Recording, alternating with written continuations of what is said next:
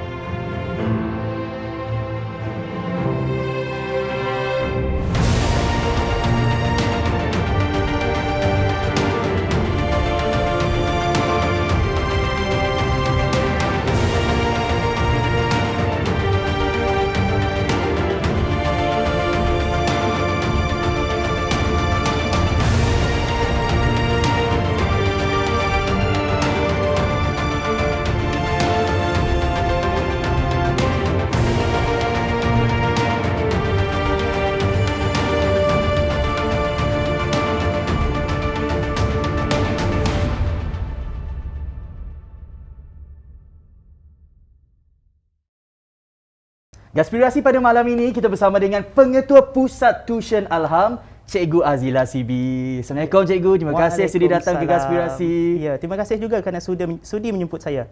Kalau boleh sebelum kita nak mulakan, Cikgu Azila kongsikan kenapa agaknya tergerak hati untuk berkongsi mungkin kisah yang sedikit peribadilah sebagai inspirasi penonton. Sejujurnya macam saya pernah juga saya beritahu dengan Gas sebenarnya sebelum ini, saya rasa kerdil sangat nak bercerita tentang sesuatu yang mungkin boleh menjadi inspirasi kepada orang lain. Tetapi dengan position sekarang sebagai pendidik, saya rasa itulah kerja kita. Selain daripada mengajar 1, 2, 3, selain daripada mengajar ABC, kita juga berfungsi sebagai tempat tu untuk menjadi inspirasi kepada orang lain. Betul. InsyaAllah apa yang kita kongsi hari ini something lah. Dia get something lah kan. Yes, Dan Pusat Tuition Alham mula ditubuhkan pada tahun 2019-2020 macam tu, lebih kurang 2-3 tahun sudah beroperasi. Kita tak nak cakap dulu mengenai Pusat Tuition Alham. Kita nak tanya sisi kehidupan Cikgu Azila. Sebab pada usia Cikgu Azila 28 tahun, sekarang berapa umur? Dah sebut dah. Kepala 3. Dah sebut dah. Pada usia 28 tahun, Cikgu Azila pernah mengalami situasi tak ada pekerjaan, hilang pekerjaan. Dan kita tahu umur 20-an, 30-an macam tu adalah umur yang mana individu itu membina dan merancakkan kerjaya mereka.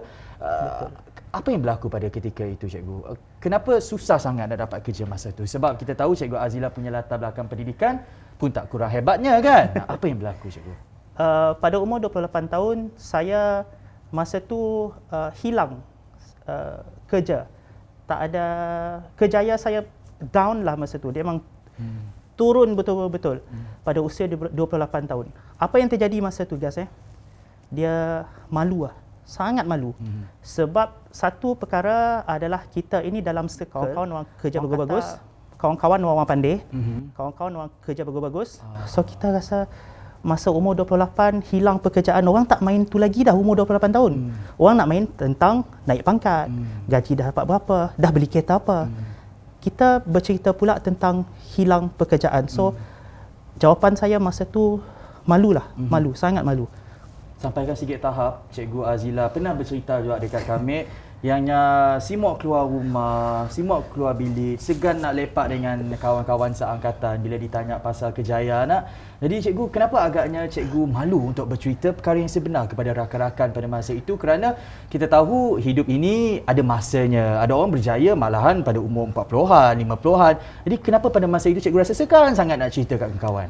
Orang mungkin boleh cakap dengan kita, dia tidak memandang rendah kita. Orang boleh cakap. Tetapi apalah perasaan kita masa tu? Perasaan kita tu memang sesuatu yang tidak dapat dibendung masa tu. Dia, apa nak cakap down tu memang sangat down dan rasa rendah diri yang teramat-amat sangat. Apabila bercakap dengan kawan, kita rasa sangat sensitif. Bila tanya kerja mana sekarang? Biasa kan umur-umur macam Faham? tu, kawan-kawan akan tanya, kerja kat mana sekarang? Nak jawab apa? Lepas tu, okey tak kerja? Nak jawab apa? Lepas tu kan, kalau kita keluar rumah selain berjumpa dengan rakan-rakan sendiri, juga kepada family, kalau nak balik raya, kerja mana sekarang? Orang tanya macam tu. Saya rasa macam Jadi macam mana bila ralat ada family sangat-sangat. gathering, hari raya, kenduri dan sebagainya, how do you avoid those kind of questions? 2016 masa tu saya rasa raya, saya sebenarnya tak bagi tahu dengan family. Okey. Saya tak kerja. Siapa-siapa family kami itu barunya lah tahu tu. Okey. Kenapa cikgu?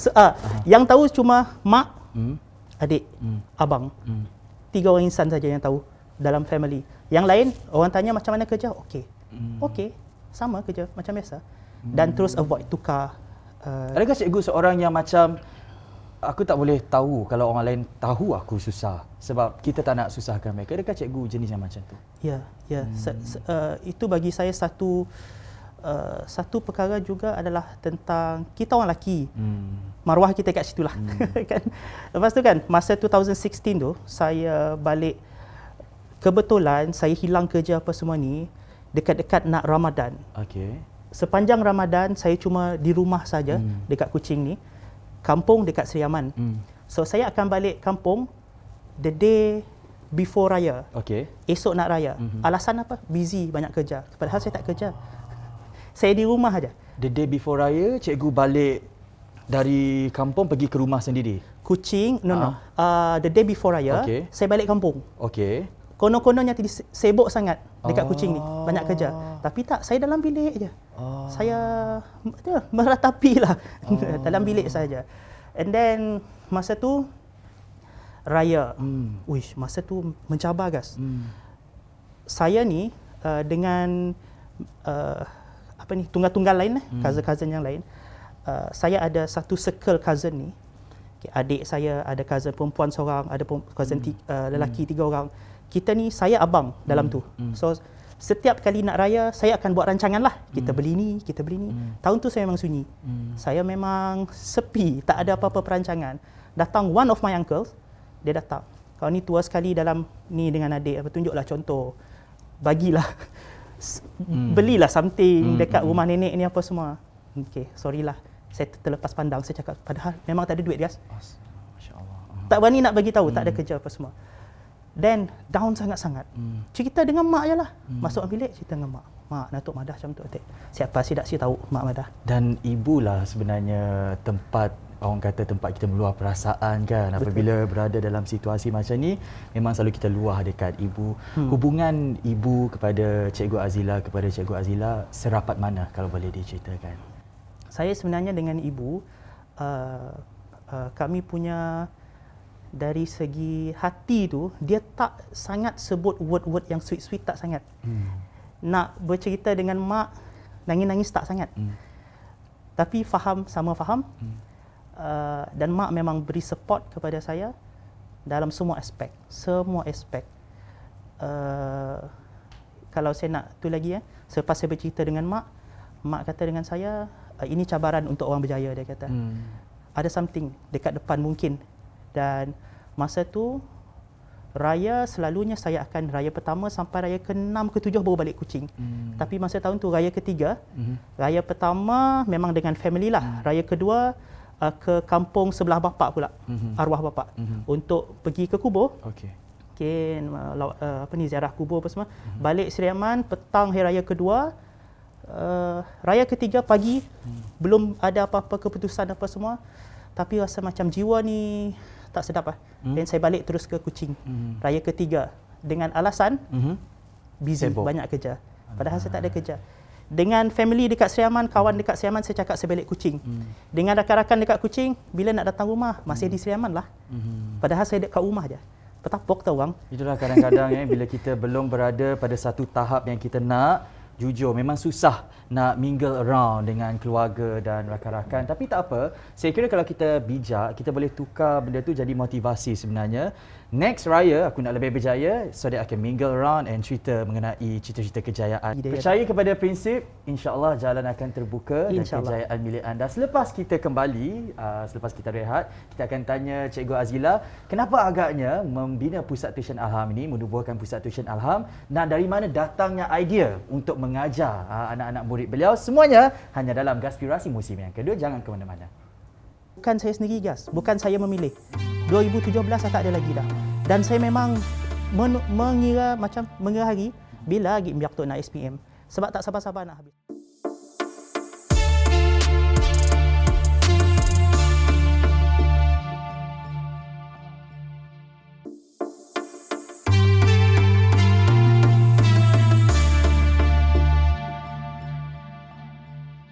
Terima kasih kerana terus setia menyaksikan Gaspirasi. Kita masih lagi bersama dengan Pengetua Pusat Tuition Alham, Cikgu Azila Sibi. Dalam blog ini, ada dua soalan penting yang kita nak tanya. Pertama, dari mana datangnya ilham untuk mengajar? Dan kedua, bagaimana tergerak hati untuk menubuhkan pusat tuition sendiri? Jadi Cikgu Azila, kita tahu Cikgu Azila sebelum ini berlatar belakangkan bidang yang berbeza, iaitu marketing. Dari mana datangnya ilham dan idea untuk mengajar para pelajar Cikgu Azila hari ini? Dianya datang bukan dari saya sendiri tetapi daripada anak-anak murid saya. Okay. Saya mula mengajar atas permintaan kerana first itu ada dua orang budak ni.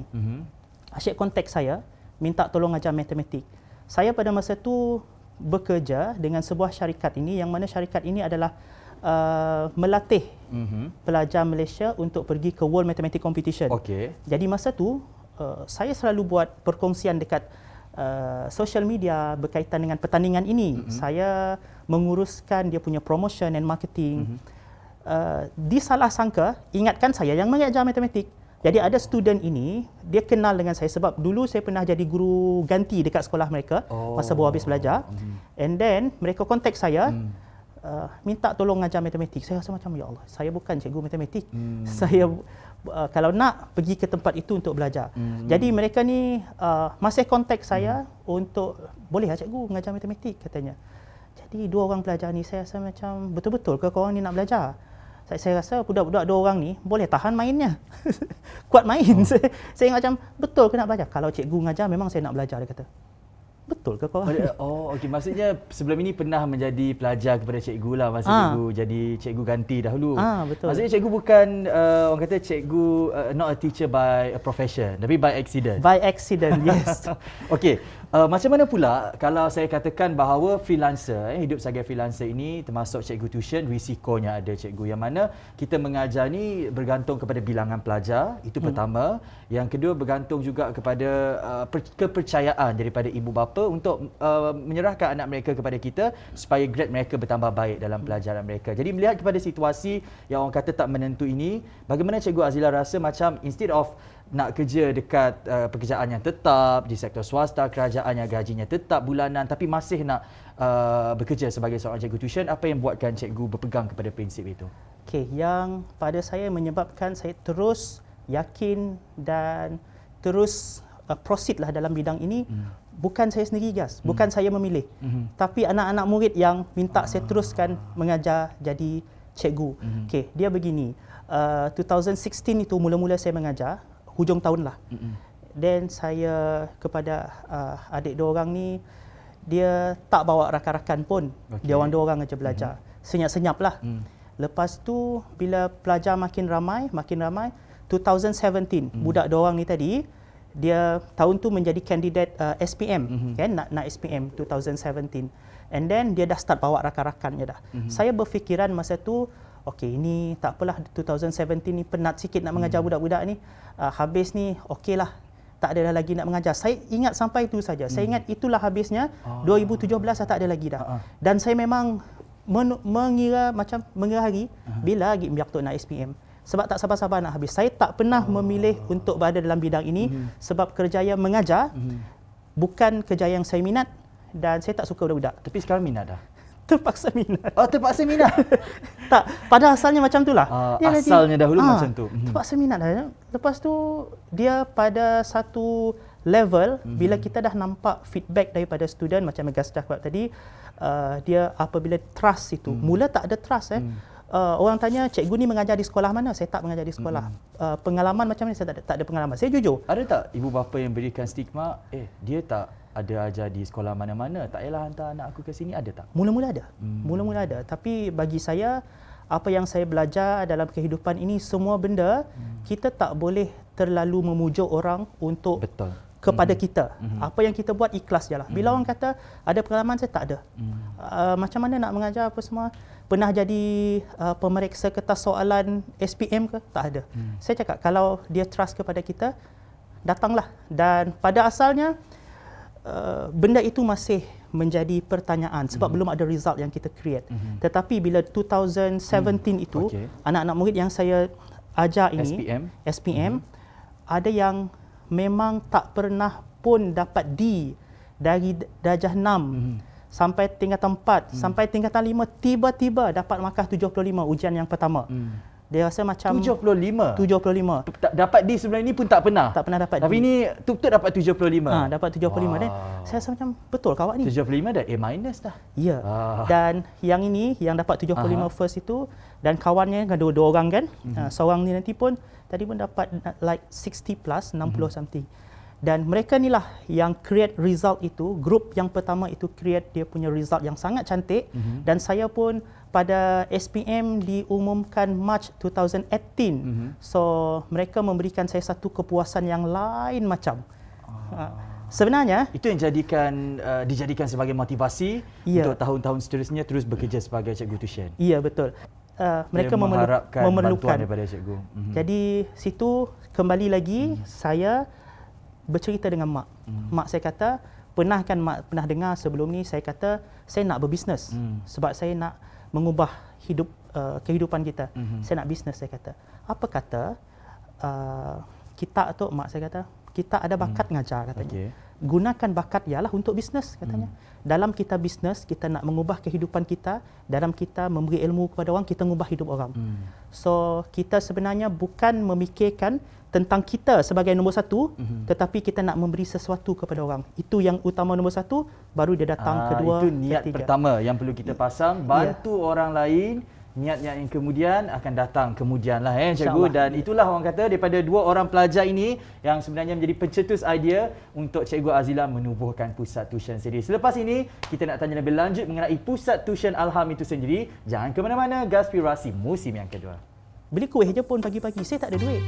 Dengan mak pergi pasar Setutong beli kuih, dan kita mau kuih lah. Mak cakap macam tu, macam budak kecil kita buat macam gitu kan.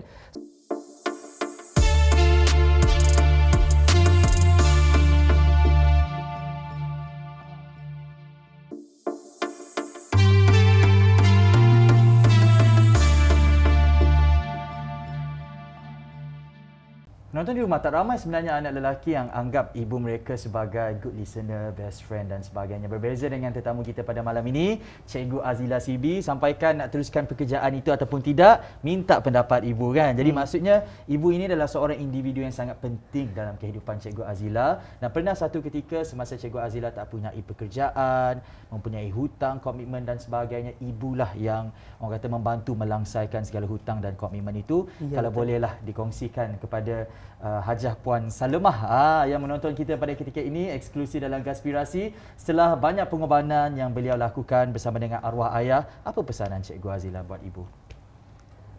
Kepada mak saya, of course saya adalah seorang anak yang bagi saya sangat menyusahkan mak saya sejak the first day saya lahir. The first day kita lahir pun mak kita dah sakit dah. Betul. And then kena fikir macam mana nak menyusukan, macam mana nak menjaga, macam mana nak dia membesar apa semua. Lepas tu ketika ayah saya meninggal tu 1996 ayah meninggal usia saya 8 tahun. Masa tu saya lah yang bersama dengan mak dekat rumah menerima berita tersebut. Dan saya menjerit masa tu. Tak mungkin. Mak ingatlah.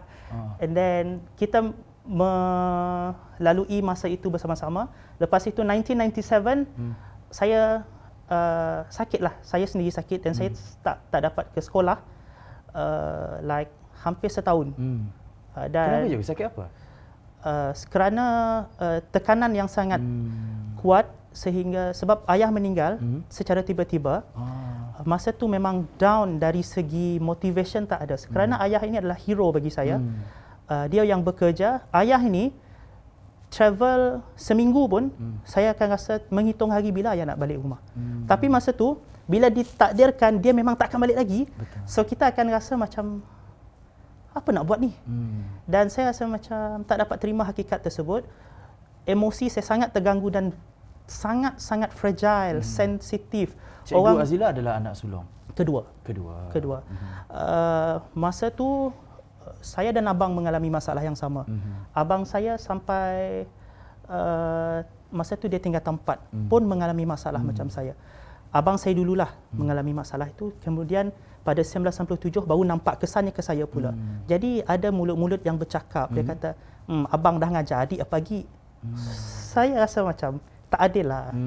Betul. Anda tidak berada Mereka tak berada pada situasi tersebut kan. Cikgu, lepas arwah ayah meninggal dunia, bagaimana, adakah situasi kehidupan keluarga cikgu berubah lepas tu?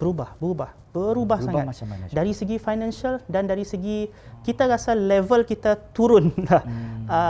Sebab orang dah even apabila ada yang bergurau dalam family yang besar, anak ajaknya, bapaknya saya degi. Walaupun bergurau, saya akan masuk bilik nangis lah. Kita rindu dengan ayah tu lain macam lah rasanya. Dan masa tu 1997 macam tu, saya tak dapat ke sekolah apa semua. And then 2000 saya dapat UPSR agak okey lah. Tak straight A, okey lah, 4A 1B. Okey lah tu. Okey lah. Mak jadi orang yang kalau orang lain tanya dengan mak, bapa anak tak dapat, hanya ada sikit B. Kan sebut B dulu. So orang akan expect lepas tu C. Nah lain-lain A. Cara awak ada. Cikgu, kalau lah arwah ayah cikgu masih ada, agak-agaknya apa pesanan cikgu kepada arwah ayah melihat kepada bagaimana cikgu menjaga ibu dan adik-beradik semua kan? Kalau lah arwah ayah meninggal sekarang ni, kadang saya selalu saya selalu terfikir macam ni. Kalaulah ditakdirkan kita ini boleh sekali, seminit sahaja, kita boleh bercakap kot dengan orang yang di dunia sana, di alam kubur ke apa, kita boleh bercakap kot dengan. Saya just nak sampaikan satu kepada arwah ayah saya, Pak, kami dah besar. Dan word itu dia memberikan sesuatu yang berbezalah bagi saya. Dan mak saya pun, mak saya dah journey dengan saya sejauh ini. So masa saya susah, mak yang nolong napok lah. Kita faham. Punya apa yang kita sedang alami. Mak tolong bayar hutang, malu gas. Saya helmet ada visor, menangis dalam tu lah. Masa dengan mak pergi ke pasar, kan, helmet masih pasang lagi. Beli kuih je pun pagi-pagi, saya tak ada duit. Dengan mak pergi pasar Setutong, beli kuih. Dan kita mau kuih ya. Mak cakap macam tu. Macam budak kecil kita buat macam gitu kan. Sepatutnya kita yang tanya dengan mak, umur dah macam tu. Dia, mak, tak mau kuih ya. Mak. Sebab dia tahu kuih apa kita minat kan. Then mak belikan, mak yang bayar. Saya nak yang bayar tapi saya tak ada duit. Saya tak ada kerja masa tu. Itulah yang terjadi. So now saya rasa banyak dah saya buat mak saya susah. Ada penubuhannya mula-mula sekitar tahun 2019 dan 2020 cikgu. Bagaimana Pusat Tuition Alham ini orang kata merubah lifestyle cikgu? Adakah ianya merubah 100% lifestyle cikgu macam mana? Lifestyle dari segi pengorbanan masa memang besar, iaitu kita dah tak ada lagi dah lepak dengan kawan-kawan. Memang saya adalah dalam grup bersama kawan-kawan universiti, kawan-kawan sekolah. Kalau ada yang datang ke Kuching dan nak keluar jumpa, saya lah orang yang paling susah sekali nak ditangkap. Saya dah masa dah. Kerana saya lah yang mengajar di Pusat Tuition Alham. Saya lah yang nak mengaturkan semua strategi. Kerana kita menjadi palak kepada bisnesnya. And then dari segi masa memang dikorbankan banyak. Hujung minggu orang lain kata bolehlah hujung minggu kita jumpa. Saya hujung minggu lah. Tapi kalau cikgu tuition hujung minggu tu lah masa yang paling banyak diluangkan untuk mengajar kan. Betul. Dan saya mengambil cabaran iaitu memandangkan anak murid memerlukan saya terima untuk mengajar kalau hari Sabtu sampai minimum 8 jam saya mengajar. Maksimum boleh sampai 10 jam sehari mengajar. Memang ada cabaran pada peringkat permulaannya, tapi nak mengekalkannya kita perlukan penjenamaan yang kukuh. How you build the branding of your tuition center, cikgu? Sekali lagi, apabila nak buat branding ke, nak buat bisnes ke apa, dia mesti mengutamakan kita punya customer. Dalam kes saya, customer adalah anak murid. So bagi saya tak ada masalah sangat kalau saya nak mengutamakan customer. Kerana customer itu adalah anak murid. Anak murid adalah orang yang kita sayang. So nak mengutamakan mereka, no problem bagi saya. Jadi apa yang saya buat, satunya adalah saya mula malu juga nak buat page sendiri. Saya ada page, saya buat page dekat Facebook. Mula-mula masa page tu baru 2-3 orang. Salam saya dah rasa Ingga kan? Ingga. Mula-mula baru 2-3 orang yang like page, orang kata wah ada artis lah, ada page. Dia kata tak apalah, telan je dulu semua tu, kerana tujuan saya buat page untuk saya buat perkongsian dengan anak-anak murid saya tentang ilmu. Tengoklah kalau saya punya page, saya banyak konten tentang matematik apa semua ni. And then satu lagi adalah untuk penjenamaan tadi, secara tak sengaja saya buat satu program ini, iaitu projek tuition percuma. Bila saya buat yang itu pada asalnya memang nak bagi budak-budak boleh belajar secara percuma sebab COVID kan, budak-budak tak boleh pergi sekolah. Bila buat begitu, sebenarnya secara tak langsung dia juga memainkan peranan dalam mengekalkan dan menguatkan kita punya penjenamaan branding. Maksudnya memaksimumkan penggunaan digital lah, online ni kan. Bagaimana cikgu boleh orang kata mempunyai prinsip tersebut? Siapa yang bercerita dan menyampaikannya kepada cikgu? Okey. Ada seorang insan lah yang saya kenali dan saya sangat mengidolakannya. Saya panggil dia Abang Jimmy. Saya pernah ada satu peluang untuk tinggal di rumahnya selai 2 minggu macam tu. Masa tu dekat Subang. Jadi masa tu dia tanya dengan saya, dengar cerita kau nak bisnes dia kata, saya ingin nak bisnes bang. Saya kata cakap macam tu. Dia kata kenapa nak bisnes? Saya nak langsaikan hutang. Saya nak capai financial freedom. Saya nak dapat bawa mak saya travel. Saya nak ini, saya nak itu, saya nak itu. Dia kata, boleh tak? Bagus kau punya ni semua. Boleh tak financial freedom, kalau nombor 1 letak nombor 2? Boleh tak kalau nak bayar hutang, kalau dia nombor 1 letak nombor 2, nombor 3? Boleh tak kalau nak travel, nak apa, letak nombor 3, nombor 4 apa? Nombor 1 nak letak apa dia kata? Dia kata nombor 1 kita niatkan nak bantu orang. Dia kata macam tu.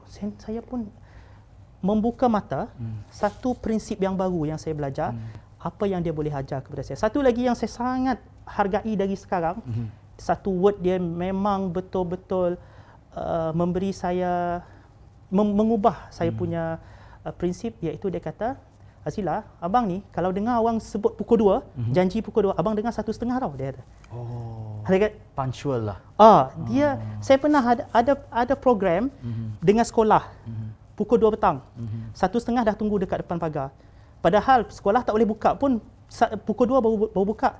Sebab kita punya appointment memang pukul 2. Dia kata tak apalah, kita tunggu. Sebab dia biasa buat macam tu. Dia kata kalau orang sebut pukul 2, dia dengar 1:30. Disiplin lah. Disiplin menepati masa. Itu juga salah satu faktor untuk kita berjaya dalam kehidupan. Selepas ini, kita nak tanya, sebab tadi Cikgu Azila bercerita kena pasang niat untuk bantu orang. Macam tu juga dengan pusat tuition yang dimiliki oleh Cikgu Azila sekarang ini, juga membantu bekas para pelajar untuk menjana pendapatan. Macam mana selepas ini? Gaspirasi musim yang kedua. Tetapi ada masanya kita ini diuji dengan cara doa kita itu seakan-akan tidak termakbul. Doa kita itu seakan-akan tidak didengari.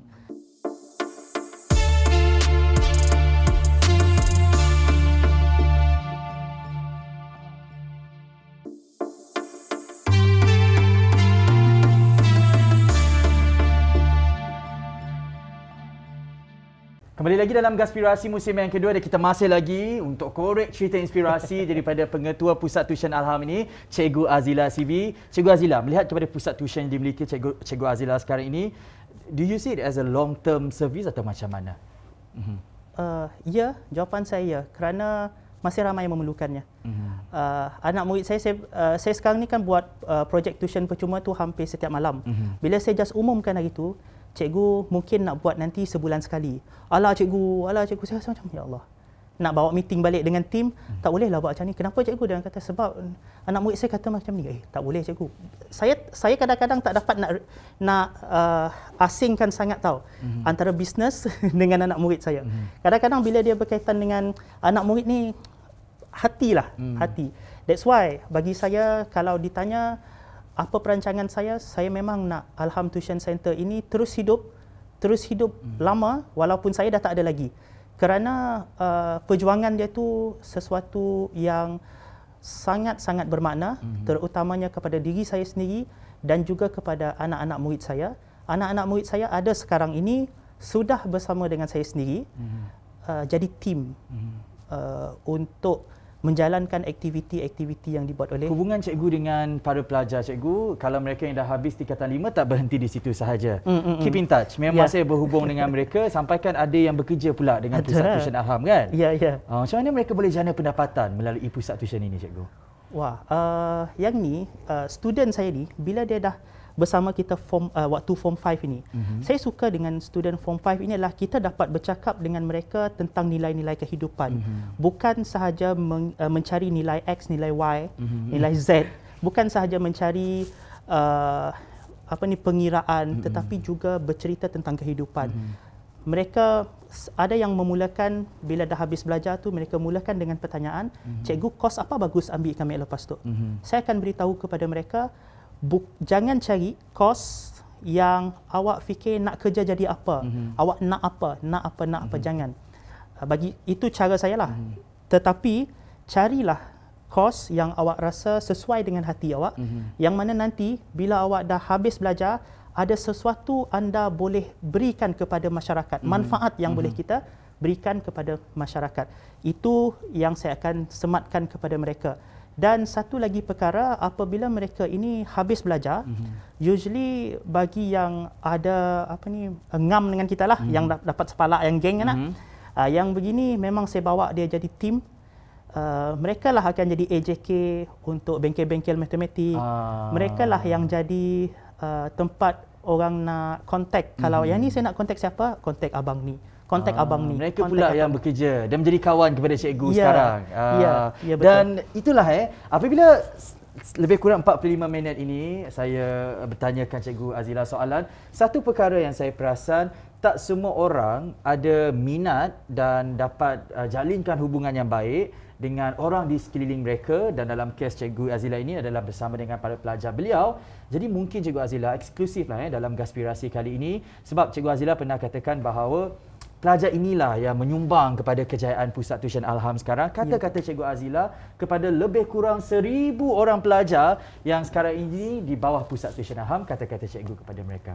Okey, kepada semua student dan juga kepada parents mereka, kita manusia ini percaya kepada dua perkara besar dalam hidup kita. Kita percaya kepada Tuhan, kita percaya kepada usaha. Tetapi ada masanya kita ini diuji dengan cara doa kita itu seakan-akan tidak termakbul.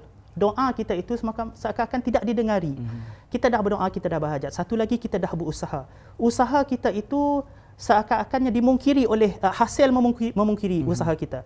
Kita dah usaha, student dah belajar banyak-banyak dah, tapi tak juga dapat capai apa yang ditarget oleh mereka. Nak dapat A, tak kisah yang itu, biarlah ujian itu macam mana pun melanda.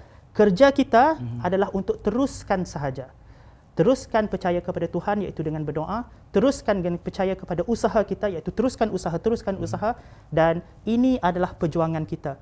Bagi saya, pesan saya selalu, student saya pun selalu dengar, yang sedang berjuang, teruskan.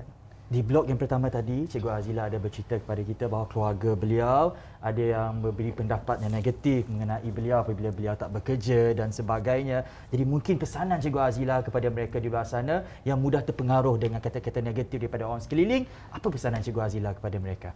Itulah saya nak kembalikan semula apa yang saya cakap tadi, iaitu yang sedang berjuang, teruskan. Semasa kita berjuang ini memang banyak dugaan. Dugaannya mungkin daripada dengar-dengar cakap orang kata ini, orang kata itu. Kita ada hati kita tahu hati kita itu nak pergi ke mana, teruskan usaha walaupun susah, teruskan sahaja. Walaupun masih tak menampakkan hasil, teruskan sahaja. Kerja kita untuk teruskan sahaja. Kita hidup di dunia ini, kita dihantar ke dunia ini adalah untuk tujuannya. Ada tanggungjawab yang kita perlu selesaikan dan tanggungjawab kita, saya boleh katakan semua orang harus berjuang dalam cara masing-masing. Teruskanlah perjuangan itu. Perkara yang saya kira perkara yang tak nampak, tak pasti kejayaan Cikgu Azila dalam bidang mengajar ini pada mulanya tak nampak tapi sekarang ini itulah bila beliau teruskan usaha, beliau menubuhkan pusat tuition itu sendiri sehingga ke hari ini dan semakin mendapat tempat dalam kalangan hati pelajar dan ibu bapa, sampaikan kalau satu-satu sesi tu ratusan pelajar yang akan menyertai Zoom meeting kan yang diadakan oleh Cikgu Azila. Dan itulah penonton. Perkara pertama yang dapat kita pelajari pada malam ini adalah kena mulakan dengan niat yang baik dan hasil seterusnya akan datang berikutan dengan niat-niat yang baik yang kita pasang itu. Dan seterusnya yang kedua, ingat bahawa pendidikan itu adalah orang kata satu kehidupan itu sendiri dan bukan sekadar satu proses. Terima kasih kami ucapkan kepada Cikgu Azila sudi berkongsi kisah inspirasi dalam Gaspirasi pada malam ini, dan kepada anda diharapkan anda dapat manfaat daripada Temu Val ini. Terima kasih juga kami ucapkan kepada The Waterfront Hotel kerana menaja lokasi penggambaran kali ini. Sampai kita jumpa lagi, kami Ghazali Zawawi. Assalamualaikum. Salam hormat.